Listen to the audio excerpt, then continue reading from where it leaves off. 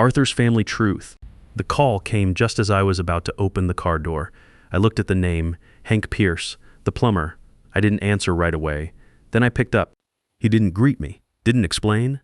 "Mr. Caldwell, you need to come home." I said nothing, a pause. Then lower, "Don't bring anyone with you." I didn't ask why. I just put the car in reverse. "My name is Arthur Caldwell. I'm 58 years old. I've lived in the same house for 26 years. My wife died 6 months ago. They called it a stroke." When I pulled into the driveway, Hank was already there. Not inside, standing at the front door, waiting. He didn't say much. Just led me down the hallway and stopped at the one door I hadn't opened since she died. He pushed it open. The wall behind her desk was gone. Not patched, not opened. Gone. Dust everywhere. Tools on the floor.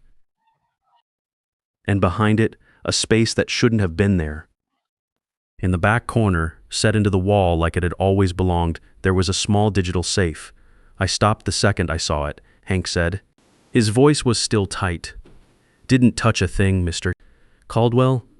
I don't know what's going on here, but something's not right." I stood there looking at it for a long moment. Then I stepped forward and punched in the combination, our anniversary.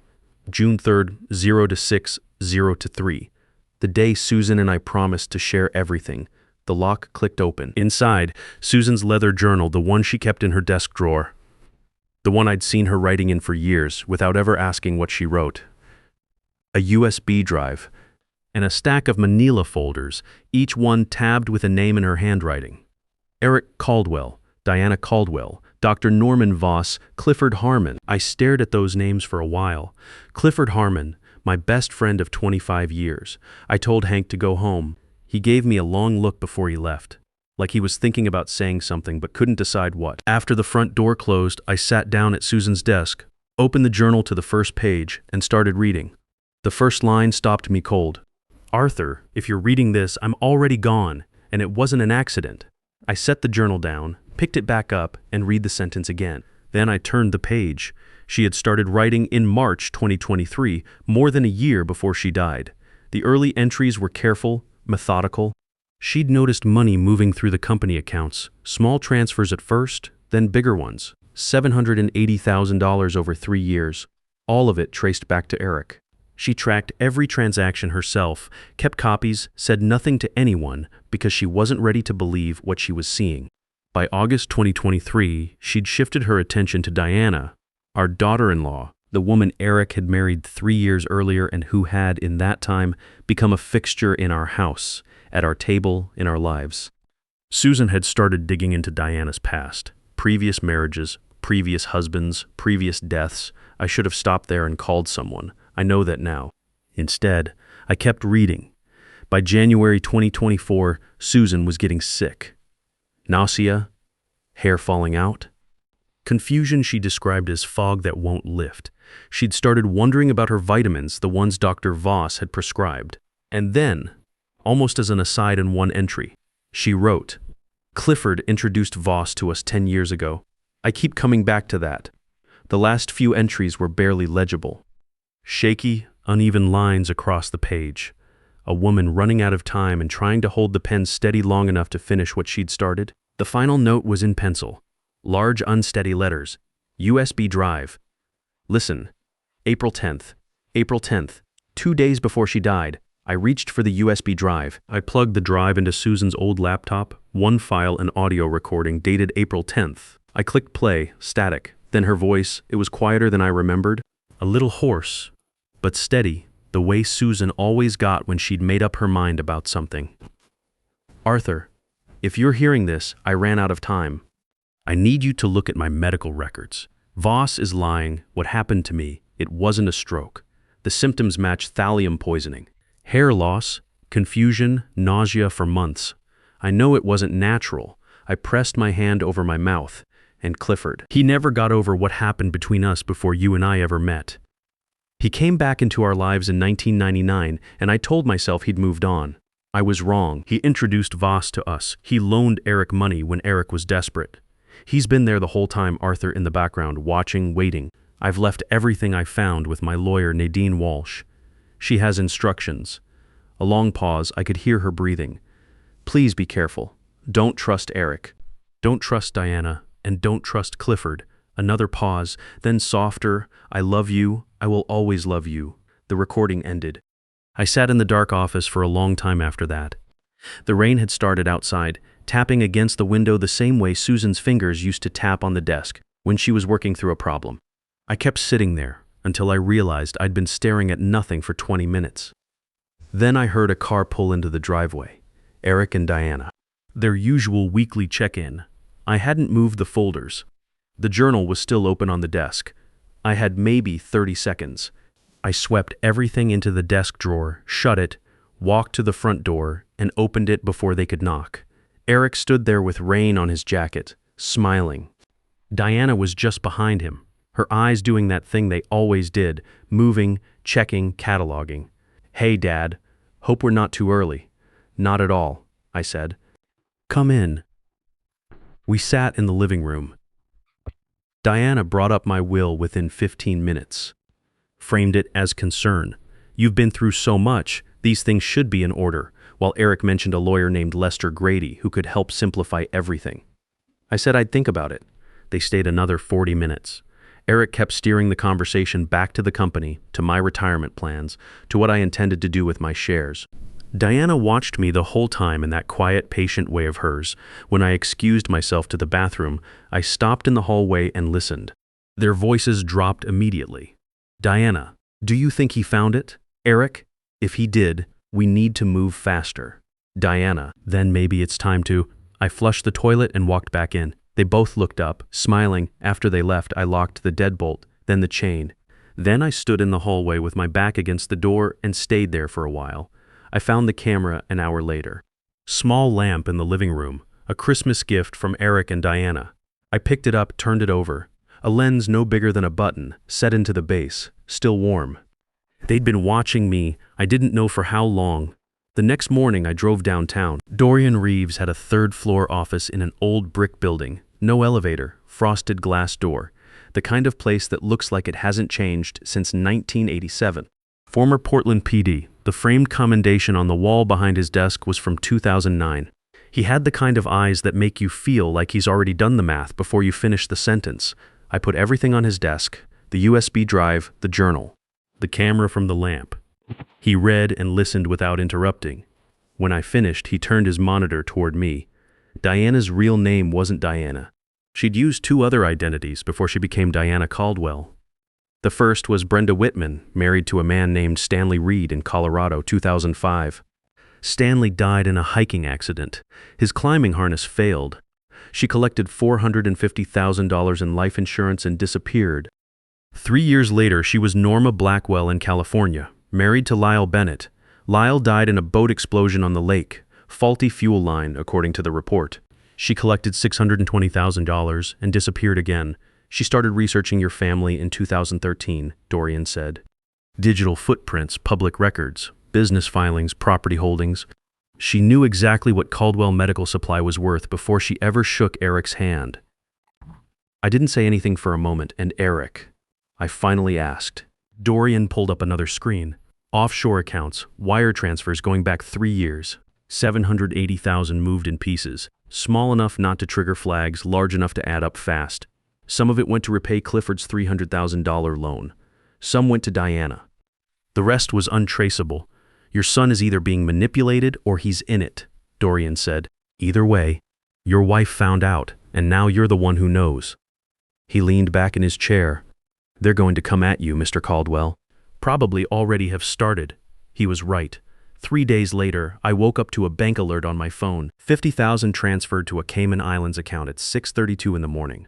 Authorized by Arthur Caldwell. Except I hadn't authorized anything. I called the bank. They emailed me the authorization form. My signature was at the bottom, close enough to fool someone who didn't know better, but the loop on the C was wrong. I'd been signing my name for 58 years. I knew the difference. That same afternoon, a package arrived from Dr. Voss, prescription pills. A handwritten note on his prescription pad. Eric mentioned you've been under stress. These will help you sleep. I set the bottle on the counter and didn't touch it. 2 days later, Lester Grady filed a petition with the county court. He was trying to have me declared legally incompetent. Dr. Voss had submitted a statement claiming I was showing early signs of dementia. And at the bottom of the filing, there was my signature. I hadn't signed anything. It was the same forged hand as the bank transfer. If it went through, Eric would control everything, my accounts, my medical decisions, my company, my life. Just like Susan, I thought. First you isolate them, then you take everything, then you make it look like something else. I called Nadine Walsh that afternoon. Her office overlooked the Willamette River. She'd been Susan's college roommate. They'd reconnected about 5 years earlier, and Susan had trusted her enough to leave everything with her. When I walked in and saw a photo of Susan on her desk from a reunion maybe 10 years back, I had to stand still for a second before I could speak. Nadine handed me a sealed envelope. Susan's instructions had been specific, not to be opened until 1 year after her death. But she also slid another document across the desk. The Grady petition. "I'm filing a counter motion today," she said. "I'll get an independent psychiatric evaluation to prove you're of sound mind. I'll challenge the forgery, and I'll request a restraining order." She looked at me steadily. "But Arthur, you need to understand, they're moving fast because they're running out of time. And that makes them dangerous." I already knew that. What I didn't know yet was how dangerous. The answer came on a Tuesday morning on I-84, heading through the Columbia River Gorge toward Nadine's office. I came up on a downhill curve near mile marker 47 and pressed the brake. The pedal went straight to the floor.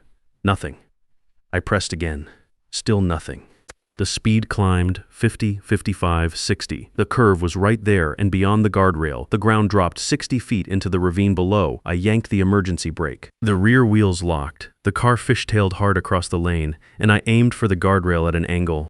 The impact was loud and violent, metal glass, the airbag slamming into my face. Then silence. I sat there for a moment with my hands still on the wheel. When I looked to my right, the crumpled guardrail was 6 meters from the edge of the drop. Dorian arrived 20 minutes after I called him. He crouched under the car, looked for about 10 seconds, then stood up. "The brake line was cut," he said quietly, partially. "Designed to hold until you hit it hard." My phone buzzed. Unknown in number. One line of text: "Accidents happen to careless old men. Stop digging." Dorian read it over my shoulder. He didn't say anything for a moment. Then he pulled out his phone and made a call. "I'm calling the FBI," he said. Special Agent Renee Sawyer arrived at my house at 4 in the morning, 2 weeks after Dorian made that call. She came because of what happened at 2 a.m.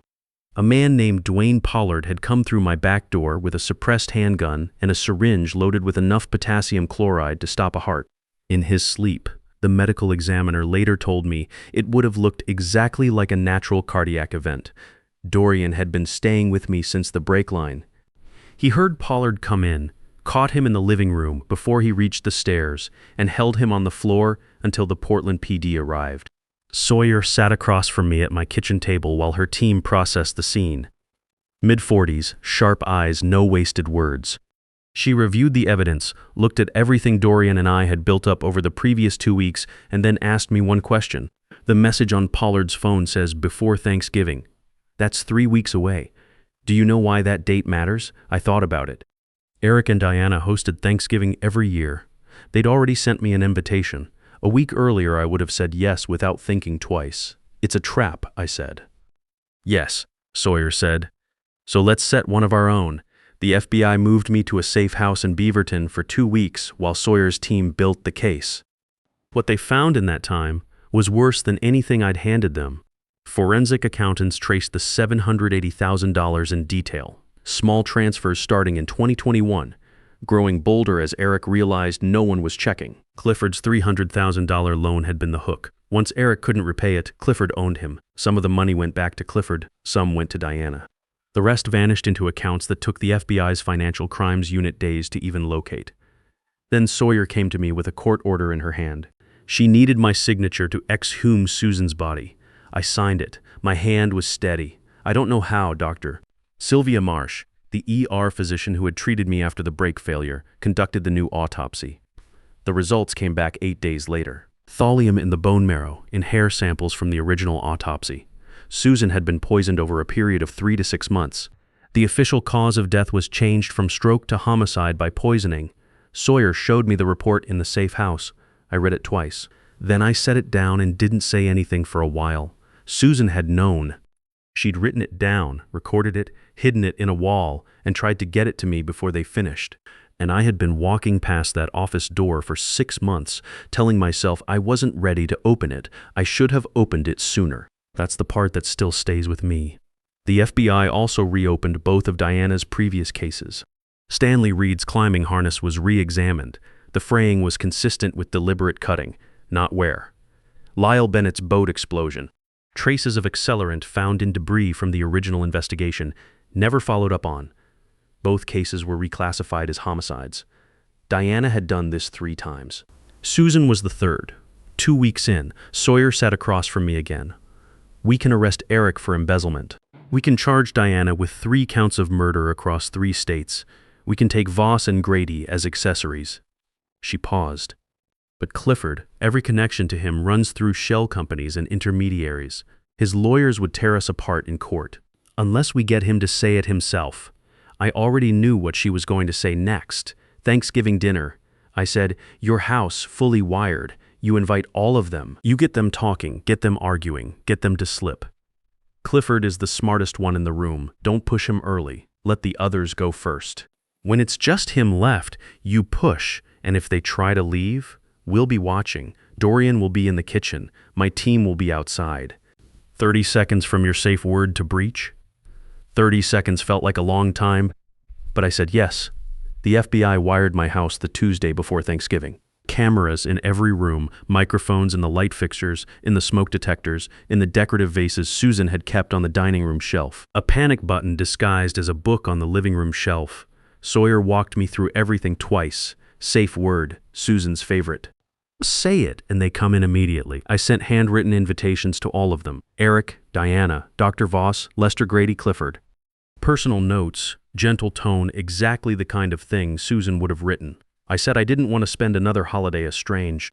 I said family was what mattered. Every one of them said yes. Clifford called personally. His voice was smooth, warm, almost amused. This is a lovely gesture, Arthur. Of course I'll be there.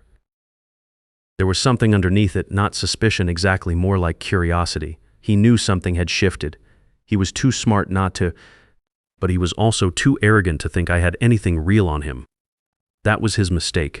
The night before Thanksgiving, I sat alone in Susan's library, the small room I'd made out of her old office, her photos on the walls, her books on the shelves, and I looked at her picture for a long time. The one from our 25th anniversary.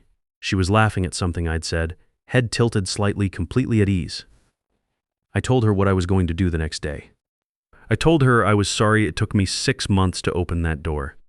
And I told her I was going to finish what she started.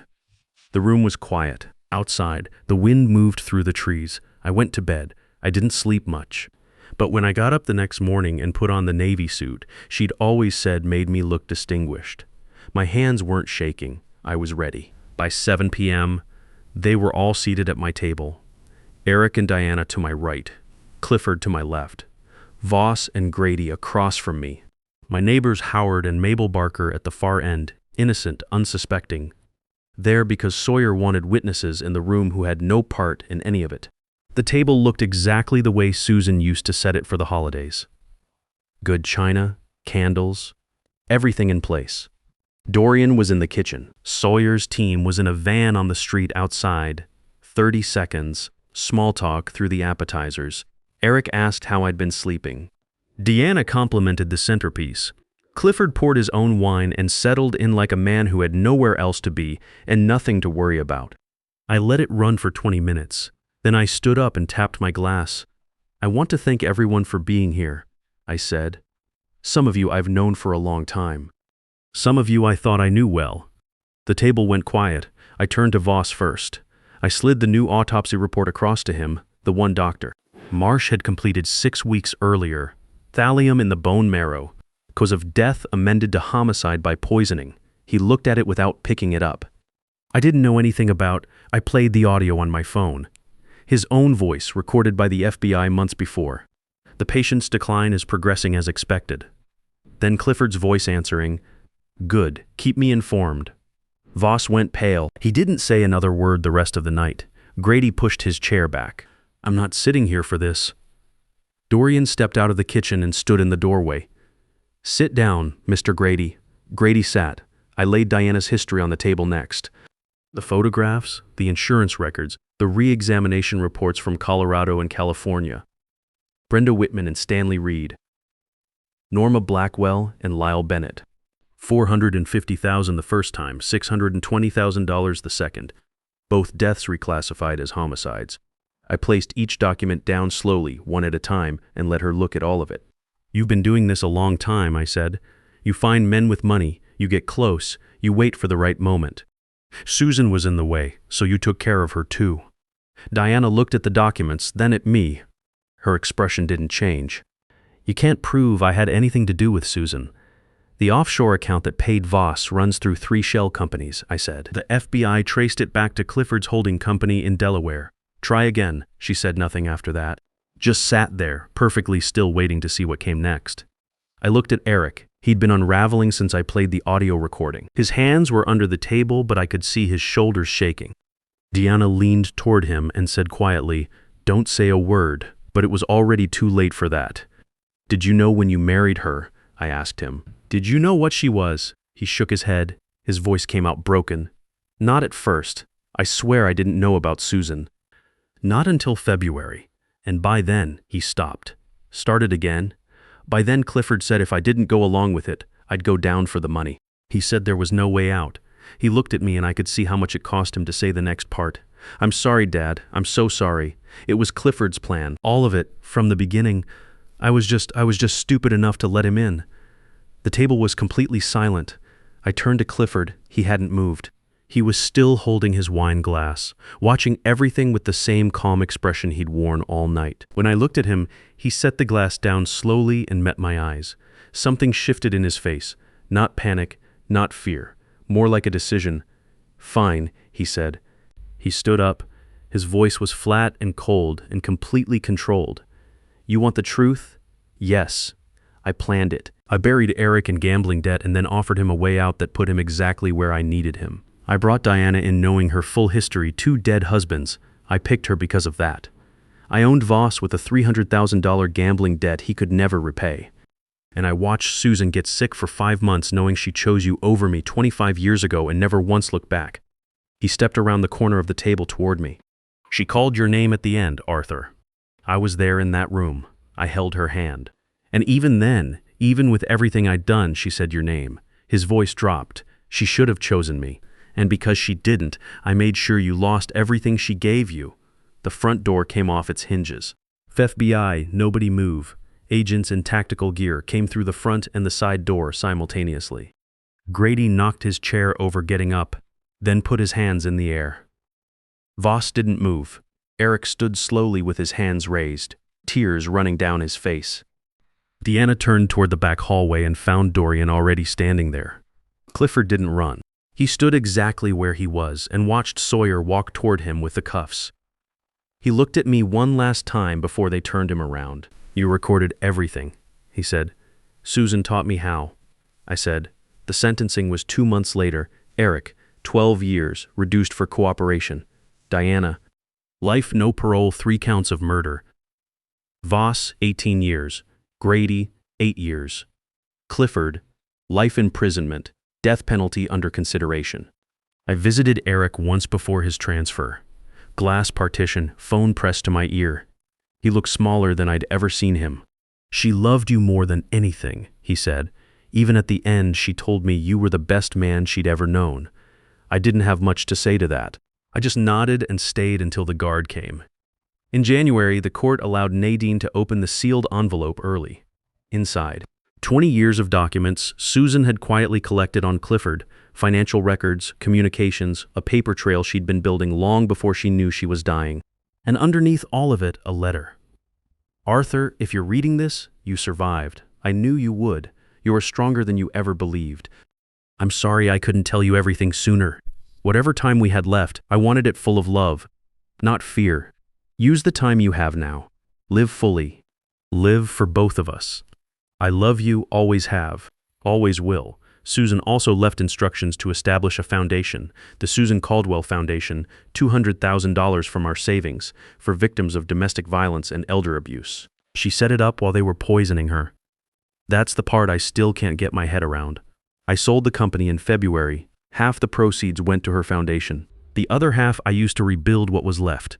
Every Tuesday and Thursday I volunteer at the foundation now. It's not much, but it's something to do with the time she bought me. Some evenings I sit in the small library I made out of her old office and read through her journal again. I keep coming back to one line near the end, when her handwriting was already failing and she still managed to write clearly enough to be read. Arthur is stronger than he knows. If something happens to me, he will find the truth. She believed that before I did. I think about that a lot. Grief doesn't end. Anyone who tells you it does is wrong. But here's what I've learned, the hard way, at 58 years old with a half-empty house in Lake Oswego and more time than I know what to do with. Neither does love. The people who try to take everything from you are counting on one thing, that you'll be too broken to fight back. They miscalculated. If you've ever trusted the wrong person for too long, you already know how Arthur felt. Share this with someone who needs to hear it and subscribe so you don't miss what's coming next.